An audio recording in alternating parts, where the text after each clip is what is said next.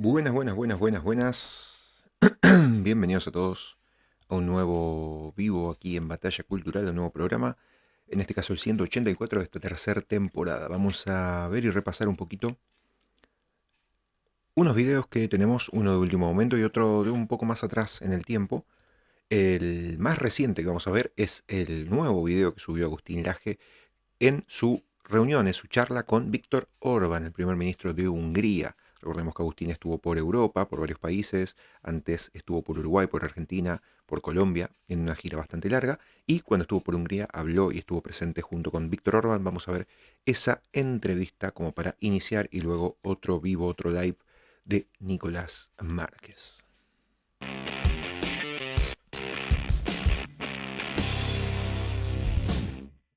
So, and how is in Switzerland? Well, we're watching everything attentively and we feel vindicated. I mean, finally they start to realize that the European Union is an intellectual misconception. I mean,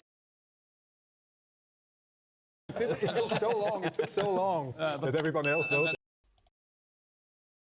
What about the German election outcome and the new government? What is the Swiss opinion on that? Well, not so optimistic, but probably slightly more optimistic than with the last government. Oh, yeah. See. Okay. But I mean, it's important for us, of course, for economical reasons. Yeah, but this government changed We actually wanted dramatically to ask everything. you, what do you think about the outcome of the German election and the future I of Germany? met the chancellor a week ago in Tirana. First meeting. He was positive, taking into account what is the opinion in Brussels on Hungary. To have a good opinion and positive mood in Berlin is surprising, a positive surprise. He said that he would like to modify the line on migration. But of course, what I'm doing is too harsh.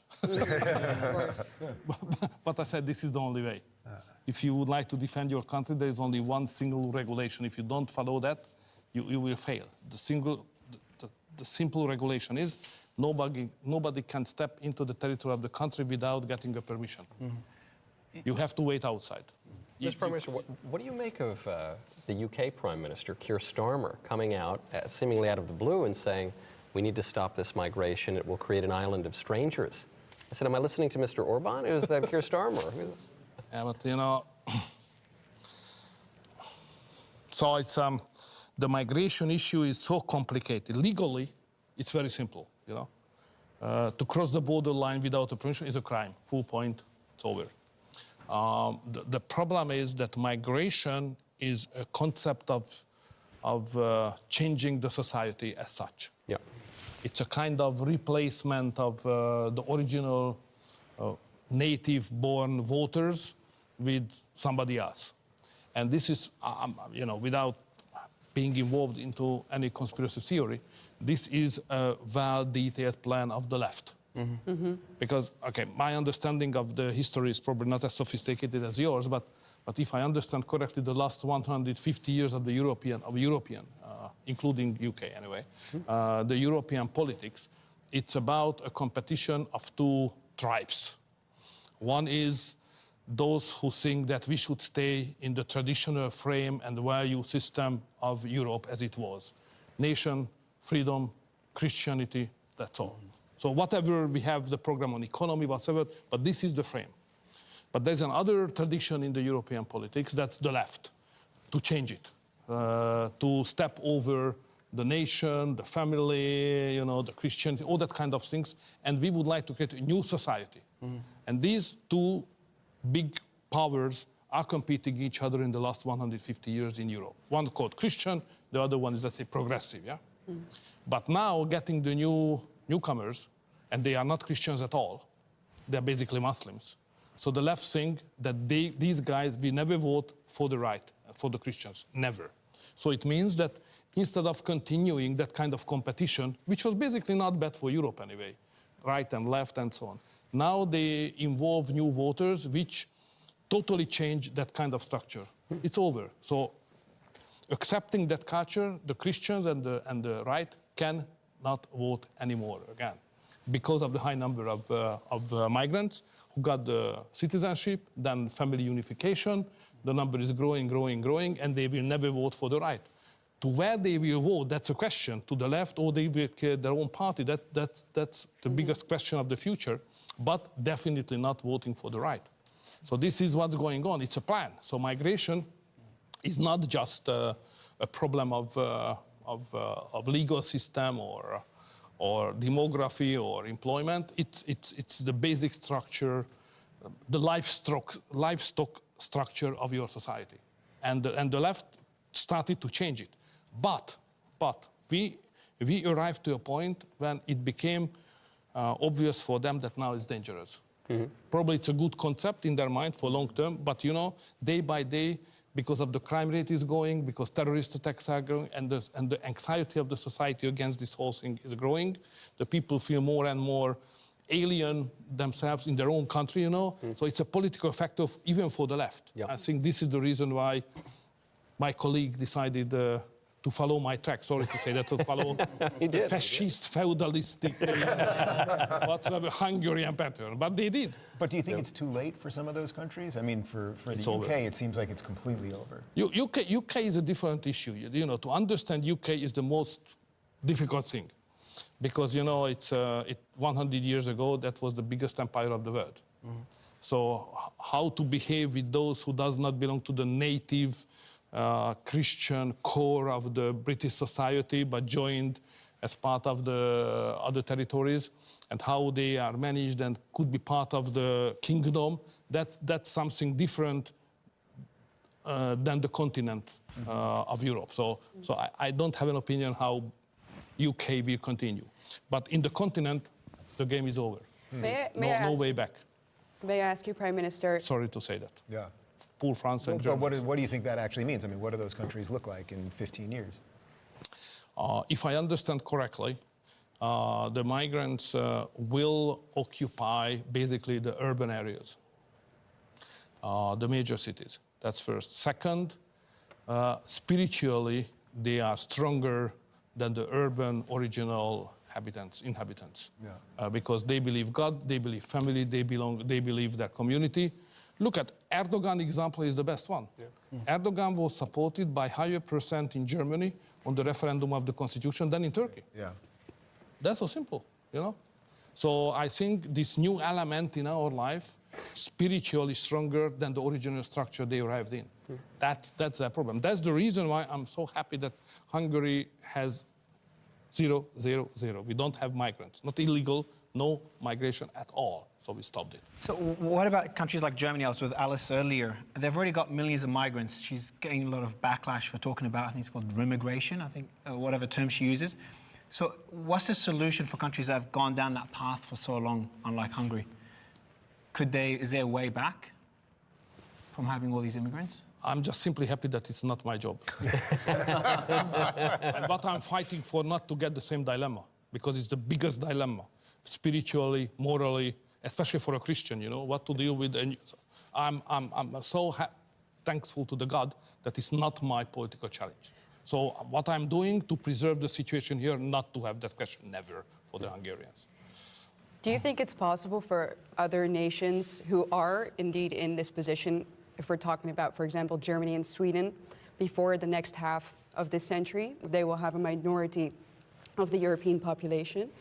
Do you think it's possible to really put a halt to mass migration and even start maybe remigration within the framework of the European Union? Do you think that reforming the European Union is possible, or do you think that the construct, which obviously very much did away with Christian values, is even possible to reform?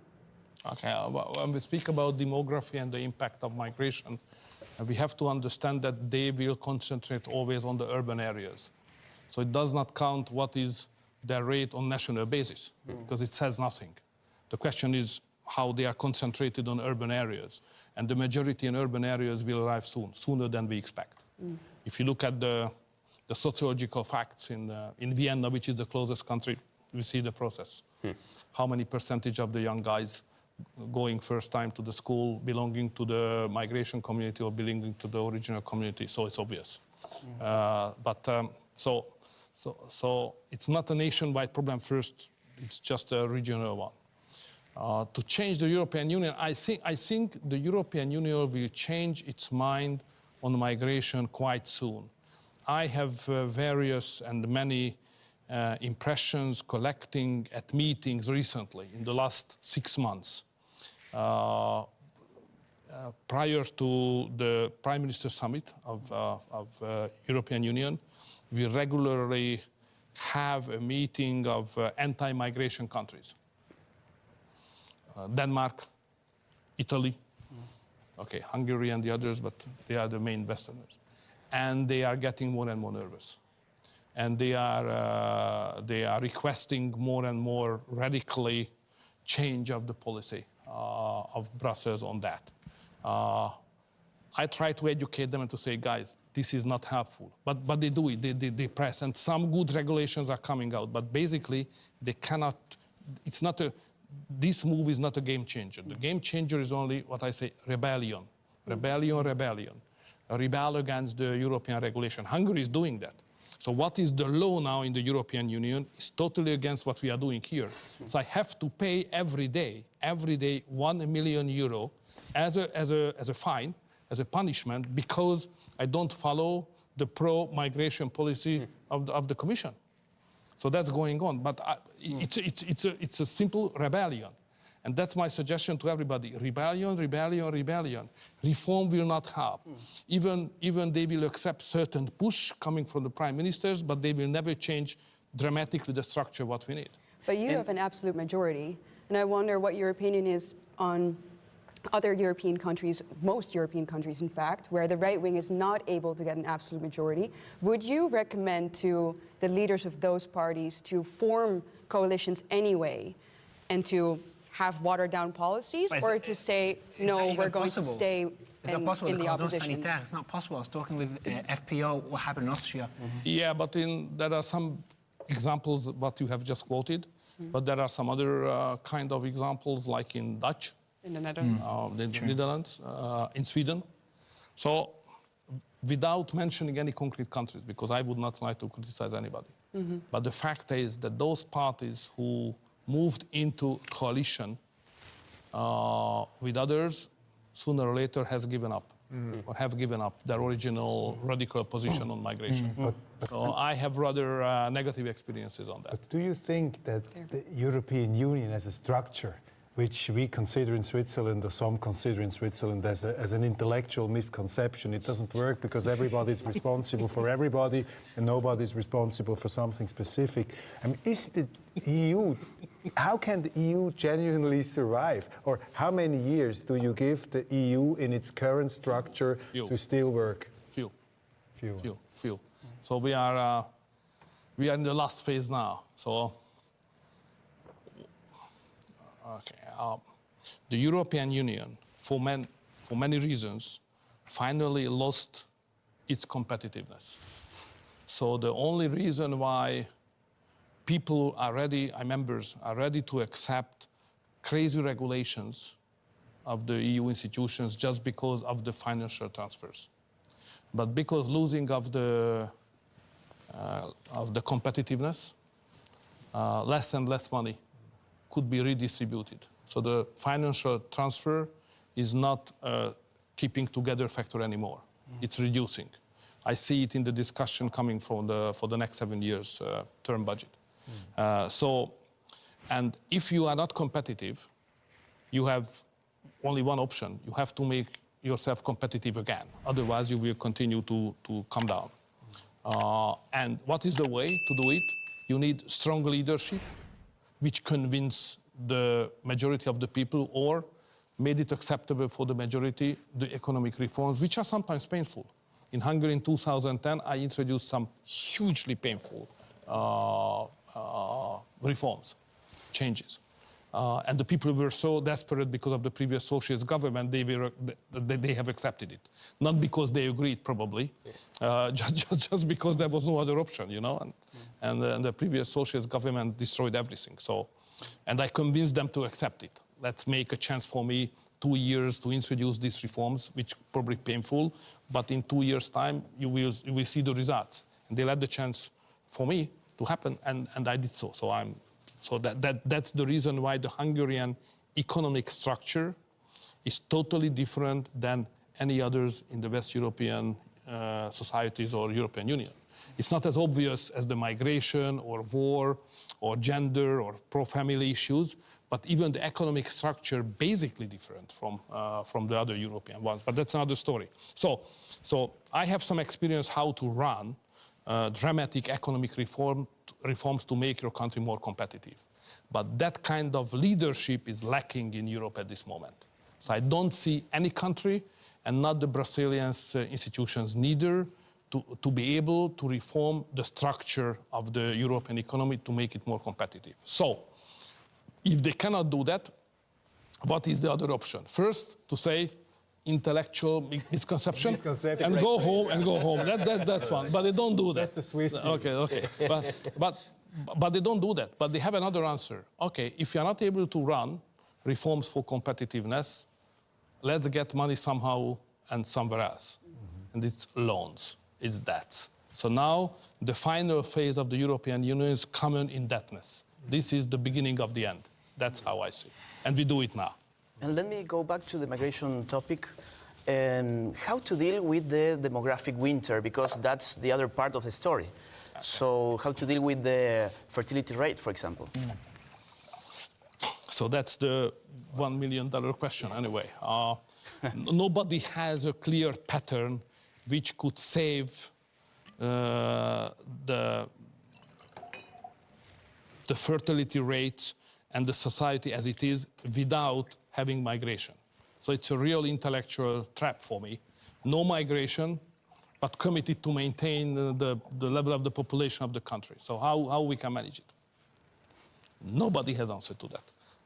At least I try to find an answer. That's the difference. The others don't invest energy to find an answer. They just simply accept, okay, the only solution is migration. That's what they do. But I don't accept it, and I feel by heart it's not a good answer. So we must have another one. So I'm looking for the other one. That's what we call the family policy here in Hungary, which we introduced 10 years ago. It went quite well, very well. Then COVID erupted, and the COVID pushed us back. So now we are in a better shape than we were, but not as good as we reached already, and not as good far as we should be. So that's the reality. But I'm still, but you know what I have got intellectually is that for a good family policy you need 1 or 2 decades permanently. Yeah. And I'm just pushing. So I did so maverick kind. Unusual things you can't imagine. Just now we introduced the no pay tax for the mothers who has at least 2 kids, regardless how old the kids are. Sounds perfect. So even they could 30 or 40. Maybe I should move. Because we think that the ladies fulfill some of their contribution to the society by the kids. So if they are ready to go to work, don't pay any income tax till the end of their life. So that's very strange, nowhere else. Or, I don't give subsidies to the families because at the same time we need labor. So I combine the labor and the pro-family policy, which means the tax allowances is the way how I can support the families, Then, we have the problem with the high rate of divorces, Because, even we are a Christian country, but people are not convinced so much to follow personally the abstract Christian values, So the divorce rate is high. So that's the reason why I concentrate not only on the families, I concentrate on the mothers. Because if after there is a divorce and the kids remain with the mother, there is no financial background for her. So that we're not just targeting on the family, but we have special policies targeting on the mothers, So altogether we have 30 instruments we use to support the families. You can move the money from the cost of immigration. Last time I was here, I was with President Novak, who's leading that battle globally. It's like, is it a fair argument to make the money that you'd save by kind of easing up on immigration, you can invest in places like this to solve the problem? Far more than that. Foundationally solve the problem. Yeah, of course. All in all, I'm convinced that the most expensive thing is migration. More than $1 million a day. Far. So when I'm attacked by the opposition, why I am doing that and pay the fine to the Europeans. Said, guys, it's even cheaper now.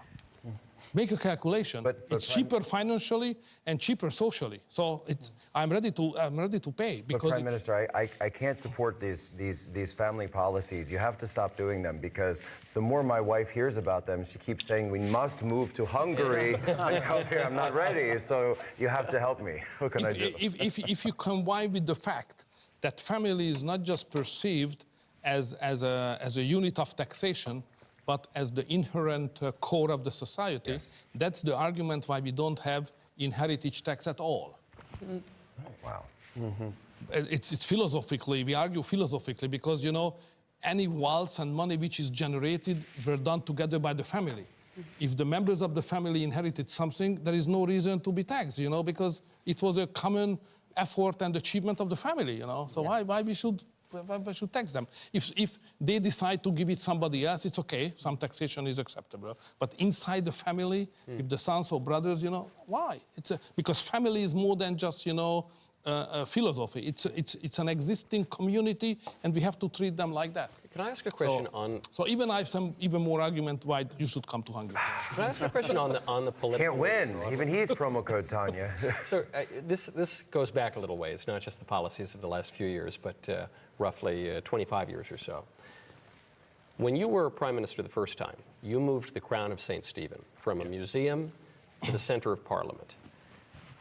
I'm not Hungarian, but looking at that seems like a beautiful movement that seems to have great meaning for the political order.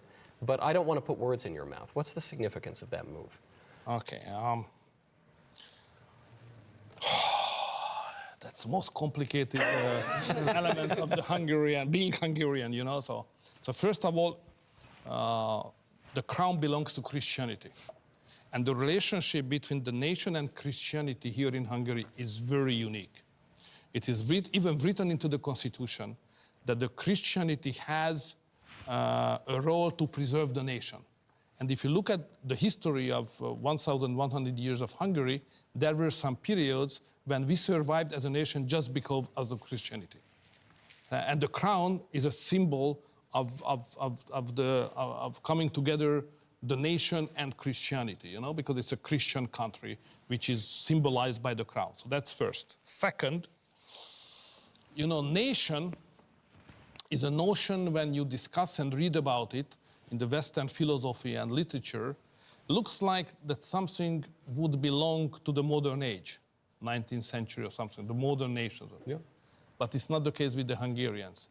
The nation as a notion, as a concept, is back to more than 1,000 years old for a very simple reason.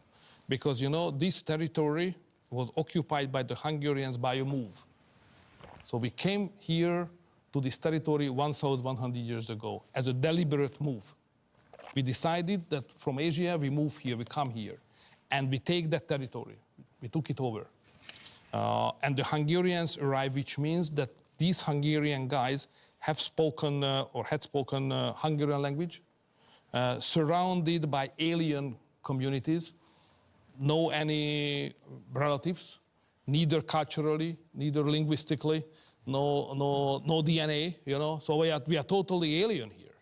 So therefore, to be a Hungarian and to belong to the community, which is the nation, you know, is a concept of more than 1,000 years old here, because of the special history. So, and the St. Stephen crown is a kind of testimony of that. So therefore, for Hungarians, we have the saying, still we have the crown, we have the country. It sounds stupid, you know, because crown is just a piece of something, you know, and the country is something else. But in the mind of the Hungarians, still we have the crown, we have the country. So therefore, the crown is so much deeply embedded in the heart and spirit of the Hungarians that it's difficult to imagine for somebody who is not belonging to our community. No, I don't know that it's that difficult. It seems much more solid than a lot of the modern ideologies that political orders are based on these days. So it was a big move, you know, it was at the same time an anti-communist move, because after the Second World War, when the last Hungarian government escaped from Hungary to the West, because the Russians came in, the Soviet Union came in, the communists came in, they delivered with themselves the crown. So the crown was outside the country. Wow. It was in Fort Knox. basically, in United States, you know? And then in the 70s, the United States decided that if the Hungarian communist government asking for that, they can give it back. And there was some legitimacy crisis of the communist leadership here, and they used that gestures to give some profile for them. So then the government of the administration of United States have given it back. Jimmy Carter. But just Jimmy blame Carter. Jimmy Carter. It's got to be Carter. It's got to be Carter. But Gave everything back. But the communists said, okay, we need that move and gesture, but it's dangerous. Put it into a museum, in a dark corner, you know? Right. So to let it out of the museum was a kind of reburn process of the crown and the conservative Christian past of Hungary. So it was a lot of discussion here, ideological one, but finally we decided to do so. It's strange a little bit because the crown is in the parliament, but the crown expressed the essence of the sovereignty of Hungary, and the sovereignty now is in the hand of parliament in the modern age. That's why we think it's possible to store there or to keep there. Everybody can see it. It's wonderful. It's really a unique piece of art. Yeah. We have been together last year on this peace mission you had as a president of the European Council. We were together in Ukraine and in Moscow. Now we're seeing that the Russians are winning militarily this war. And it's very hard to stop someone who is winning the war. The American president said Putin is completely crazy now. What's your assessment of the situation at the moment? And specifically, what would you consider the national interest of Russia at that moment, which has to be taken into account to find a stable situation in Ukraine? Because they have no motivation at the moment to stop. I mean, they're winning, they're achieving their goals. Okay. So you probably remember, because I had some report to you, about my conversation with Zelensky last year, July, in Kiev. Yeah. My mission was to help to put together a peace, or at least ceasefire. And I never said publicly anything on that, but now probably I can do. So I tried to convince him that the time is not on your side. So you will lose more and more. So it's your interest to have a ceasefire and a peace. And if you allow me, I'm ready to convince not just you, but I'm ready to go to other places and to put together an agreement on saving more lives and so on. He rejected. He said that, no, you misunderstand the situation, militarily and politically. First of all, the time is on the side of Ukraine because they will win militarily. Oh, I said, oh. And then he explained the Russians are in a hopeless situation. Oh, I said. Then he said that because my argument was that Trump will come and Trump will make a peace and you will be in a deep trouble. I said, probably will, probably not. And if yes, nobody knows what the foreign policy will be. But I said, be careful.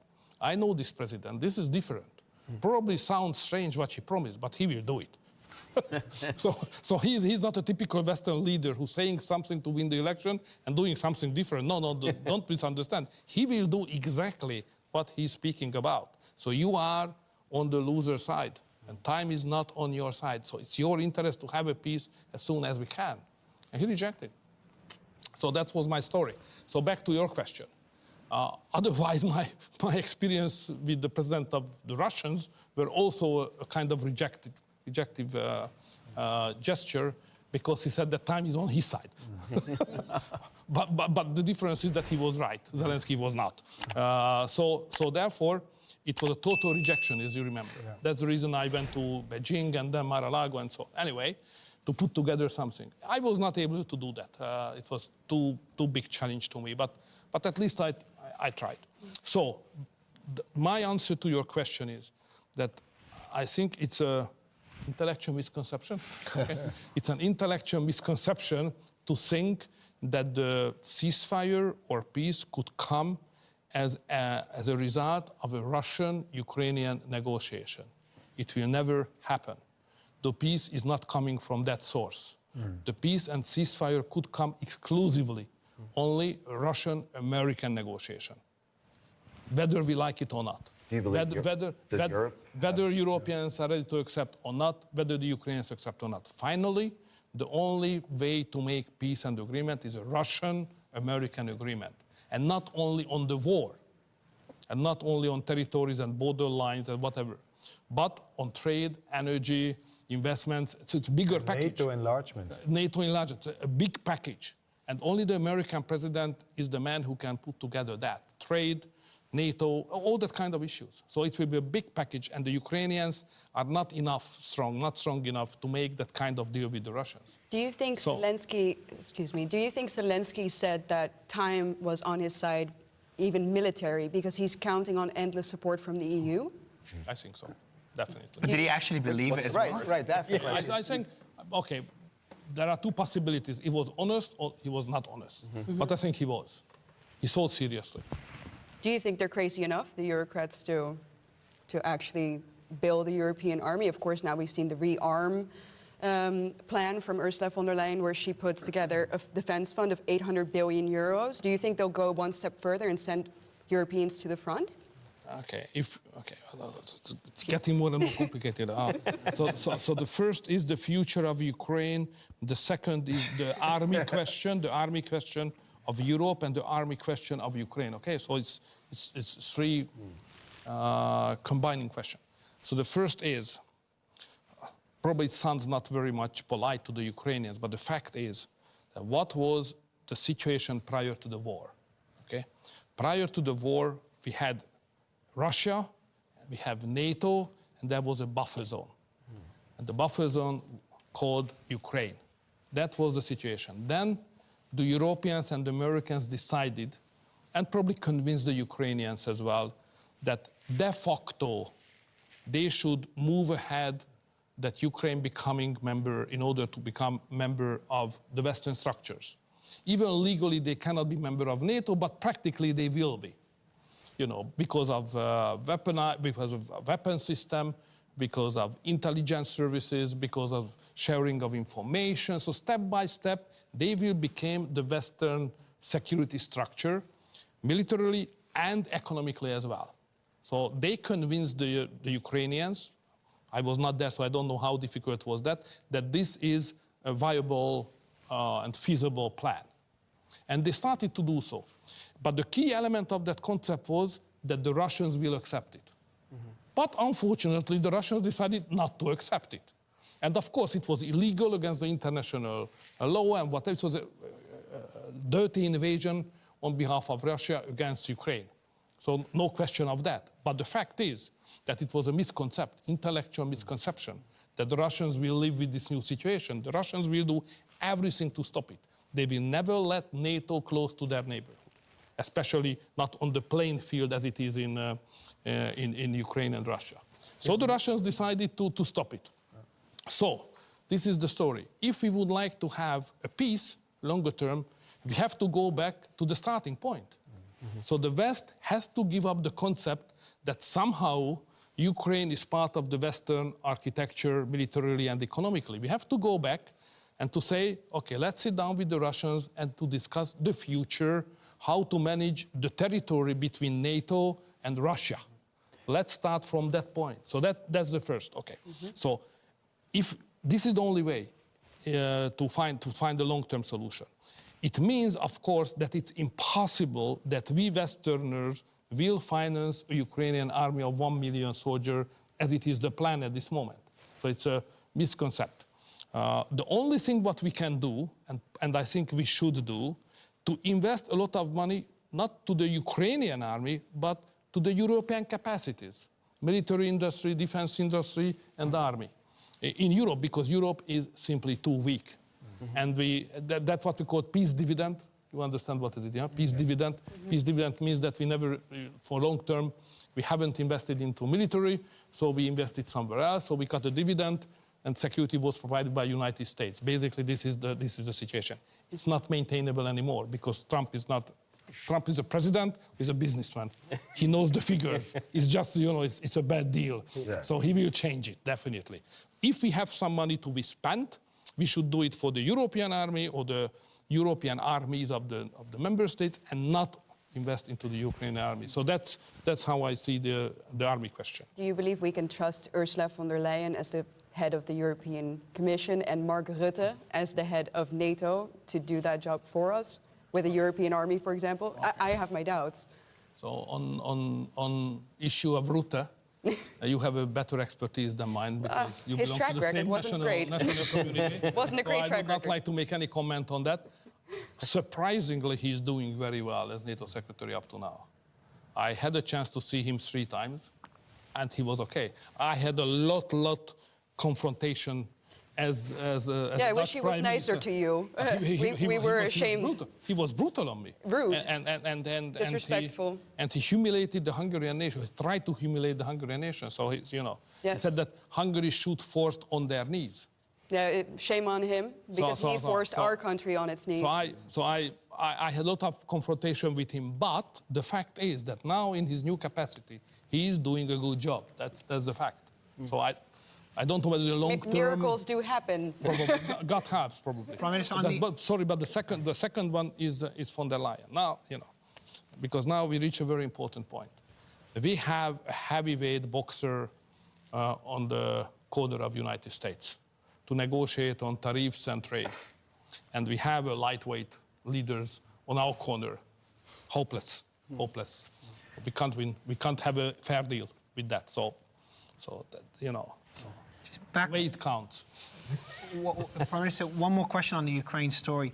One could say you've predicted a lot of what's happening today and where we are today in your discussion with President Zelensky. Are you surprised by the developments, Zelensky in the White House and the escalations this week? Or is that just part of the process? We should expect those ups and downs and, Trump attacking Putin, Trump attacking Zelensky? Not really, because the real challenge is how the Western countries will acknowledge that they have lost the war. And position of President Trump is easy, because he says America did not lose that war. This war was lost by Biden, not by America. Stupid concept. Yeah. Bad president out, new president is here. We have to face with the reality. It's over. So it's not something humiliating for the United States. Yeah? And responsibility is not part of the discussion because that went away, gone with the wind together with Biden. So the new president is clean on that. Even more, it's obvious that if he would have been the president at the point when Russia invaded Ukraine, the war has never escalated as it is, or even not have broken. Okay. But the European leadership problem, that's more difficult.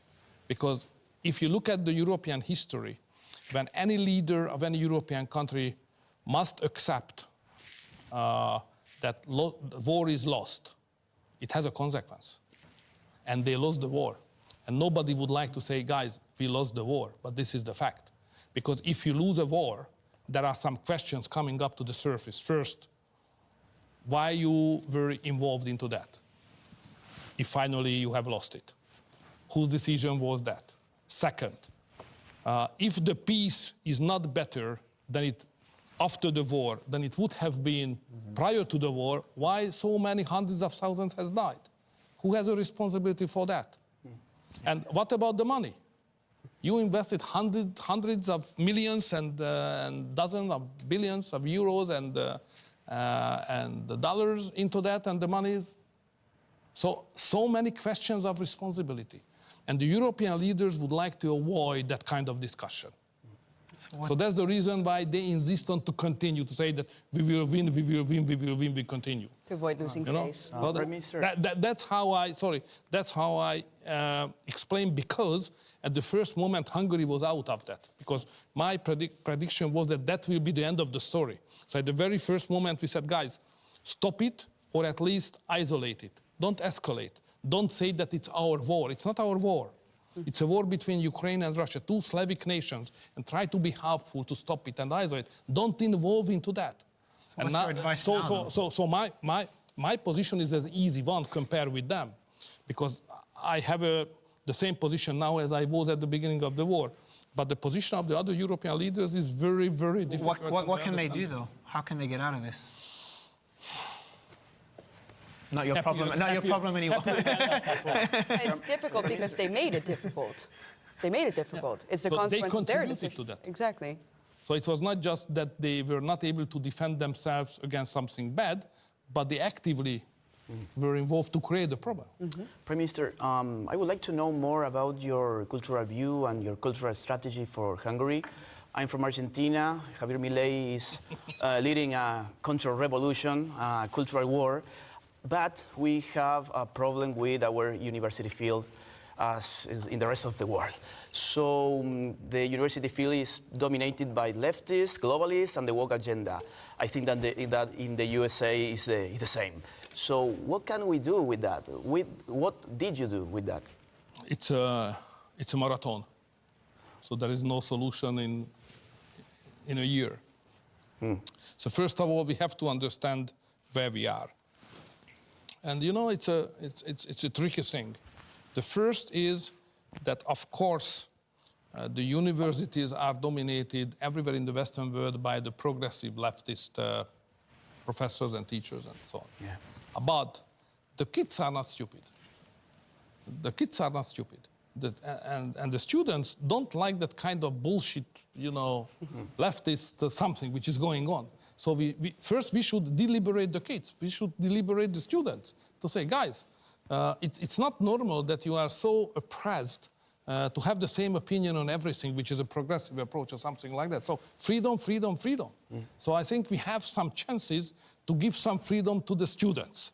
That's the first. The second is that if you would like to have some impact on the cultural concept of your nation, of the young generation and the cultural sphere, you have to create institutions. Okay. As we have done here. Foundations, clubs, you know, movements. So you have to create another alternative approach to the culture and the essence, basically a sense of the life, because we are speaking about the final sense of the life, you know, what we are thinking about it. Yes. So you have to create culture means establishing step one by one institutions. I'm doing that for more than 30 years. And I'm far not yet there. So I can't say it's a beginning process because I moved ahead a lot, but I'm not there. So even in Hungary today, after investing so many energy, political capital, financial capital into that area, we are still have a leftist progressive majority in the Even today. Wow. I think so. Yeah. You are. But it's far the best here compared with other countries of Europe. But the majority is still And not why? on our side. Why do you think? Because it takes time. Okay. It takes time. It takes time. You are a very successful politician. At the moment, you are at some kind of peak. I mean, Donald Trump won, as you predicted.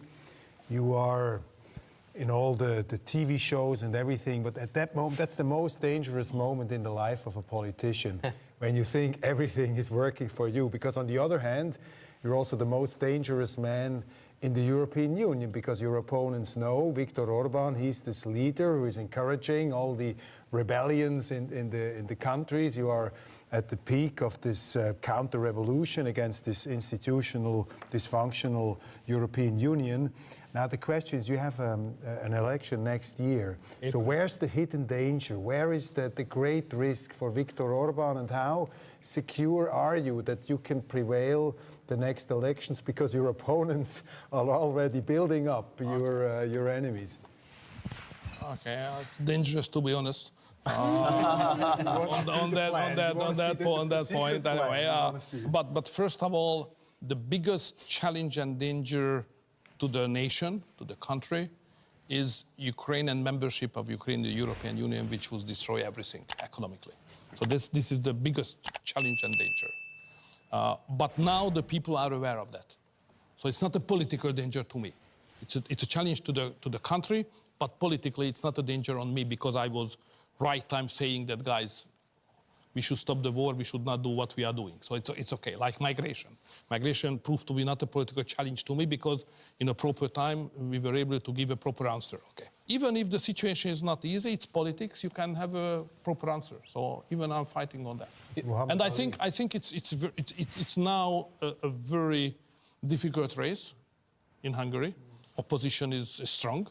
but we are strong as well. So it's an open race, and I think we will win. Who are the world leaders that, besides Trump, that you think see the world the way you see it? The world leader. That's a good question. Are there any? Difficult to answer. You say me? The Argentine president is on the same track. Probably the Indian, Modi probably. It's not easy because they have a different kind of communication setup of arguments than we have. But I think what's going on in India is probably based on the same ideas than what we are doing here. China is another story. China is very strong, and it's very difficult to compete with them. For Hungary, there is no need to compete with them because we rather would like to cooperate with them. You know, size counts. It's not a big hope competition for Hungary, so it's better to cooperate. But the Chinese concept of time is different, and in politics, there are two things which really count. The first is the content. Then what is even more is timing. And because the time concept of the Westerners, as we understand, but in China is totally different. So the time perspective is different. Therefore, your move and action is different. So therefore, it's even difficult to perceive how the Chinese think about the future. But they're very positive on us, so I have just reason to say positive things on them. Japanese are a little bit out of the radar at this moment. And the question is whether the Russians are able to come back. The Russians' way of thinking is very... Don't forget, okay, Hungary is not a Slavic nation. Okay, back one more. The Russians invaded Hungary 4 times in the last 200 years, okay? So I don't have any reason to say any positive things on that, yeah? No. Okay, 4 times, 200 years. Plus, we are not Slavic nation, like the Serbs or the Slovaks or the Czechs, you know, which has the same Slavic cultural basis than the Russians have.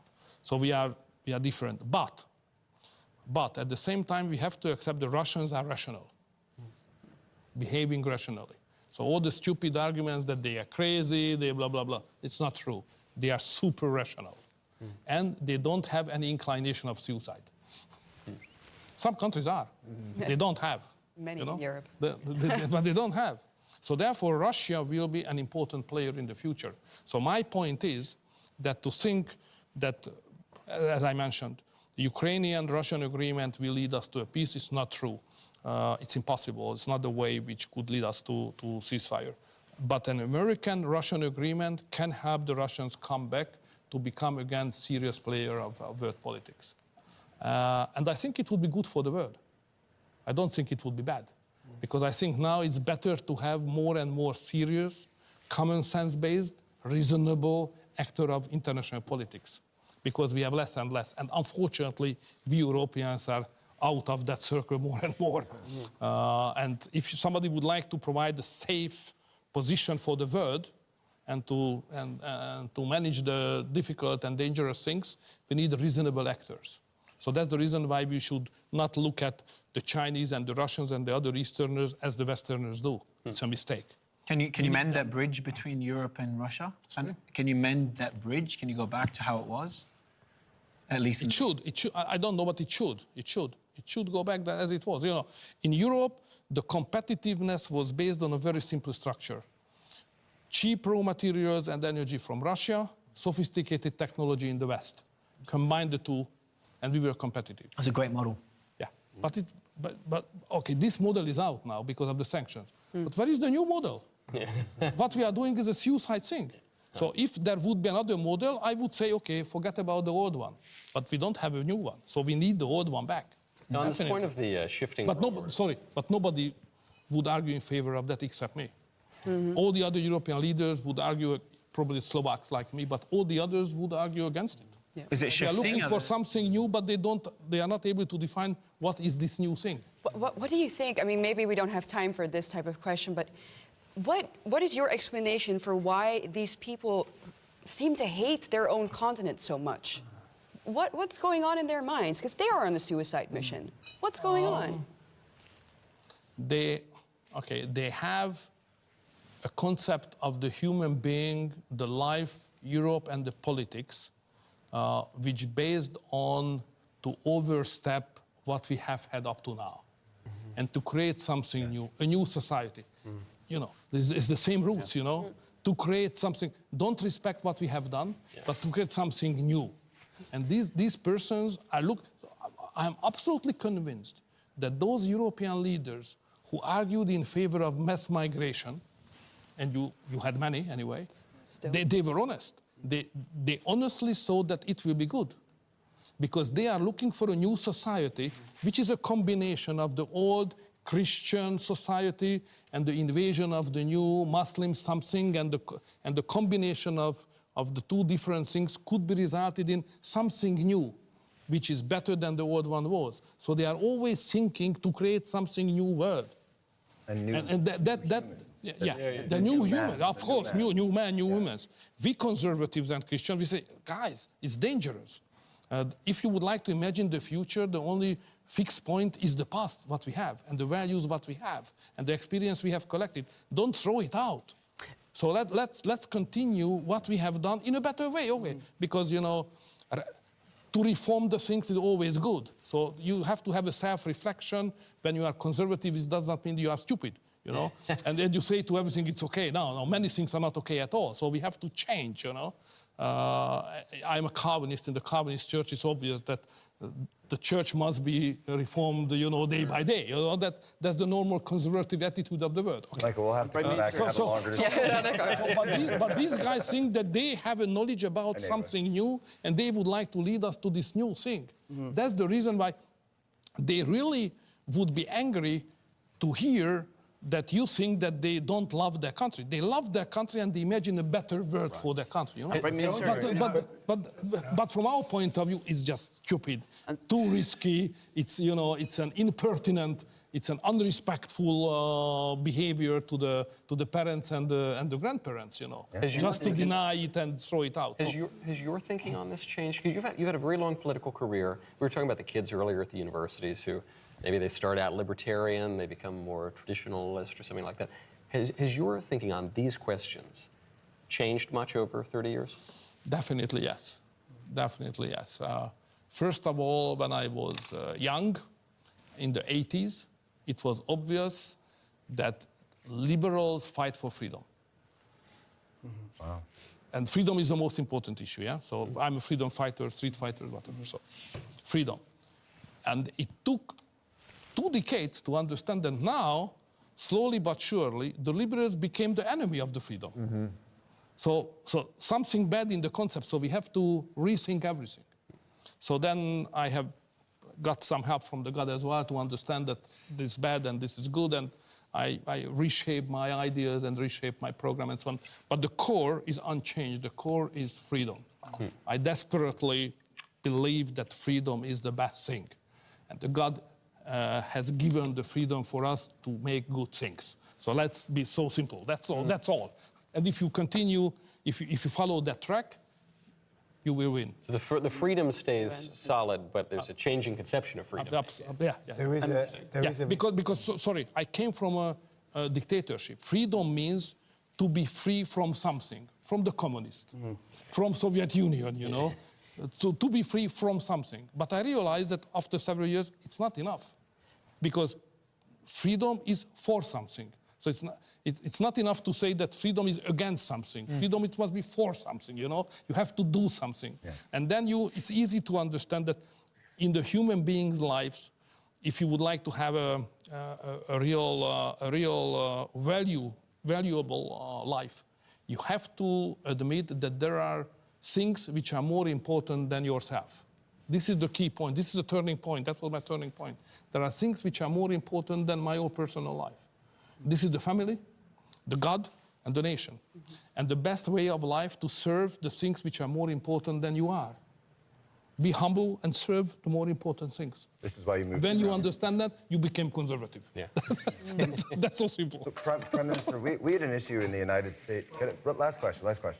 We had an issue in the United States recently where we were trying to, in the prior administration, we know who the president is now, but we were trying to get answers from we know who the president is now. I'm thinking European. We know who the president is now, but when we were going to the previous presidency, we were trying to figure out what their theory of government was, and we realized that it wasn't Joe Biden's thinking. In fact, we weren't really sure who the president was when Joe Biden was in office. Do you get the sense that Joe Biden was really running the U.S. government during those years? We have never saw that. We have never saw that. Wow. Any more questions?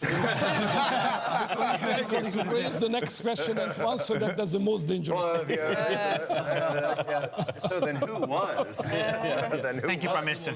It's a philosophical misconception. Another one. Another one. Prime Minister, thank you for the time. We really appreciate it. And thank you for... No, that was my pleasure. That's great. Thank you very much. Thank you to visit Hungary. Thank you to come to CPEC. And we lost our precious position, what we have done, because for 2 decades, Hungary was an island of and laboratorium at the same time of the conservative politics. But now United States taken over the lead. So now we are not as spectacular and spectacular as we were. We need the rest of Europe to follow. We have studied well. Thank you very much. Thank you, Prime Minister. Thank you very much. Bueno, hasta acá entonces con este video y charla, entrevista a Víctor Orbán, donde estaba presente Agustín Laje, que veíamos recién.